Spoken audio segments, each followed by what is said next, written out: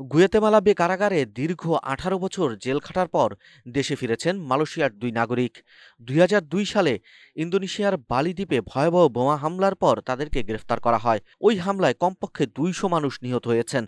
গত বৃহস্পতিবার ১৯ ডিসেম্বর এক প্রতিবেদনে কাতার ভিত্তিক সংবাদ মাধ্যম আল জাজিরা এই তথ্য জানিয়েছে। প্রতিবেদনে আরও বলা হয়, মুক্তি পাওয়া ওই দুই ব্যক্তির নাম মোহাম্মদ ফারিক বিন আমিন ও মোহাম্মদ নাজির বিন লেব। স্থানীয় সময় বুধবার ১৮ ডিসেম্বর দিনের শেষের দিকে দেশে ফেরেন তারা।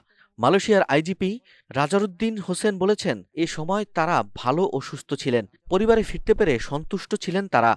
এখন তাদেরকে দীর্ঘ সময় পুনর্বাসনের মধ্যে দিয়ে যেতে হবে। সমাজে মেশার আগে তাদের মানসিক অবস্থা অবশ্যই যাচাই করা হবে। পুলিশ কর্মকর্তা আরও বলেন, প্রতিজন মানুষেরই জীবনে দ্বিতীয় সুযোগ থাকা উচিত। তাদেরকে মালয়েশিয়ার হাতে তুলে দেওয়ার আগে পেন্টাগন বলেছে, বন্দীরা সহযোগিতা করেছেন।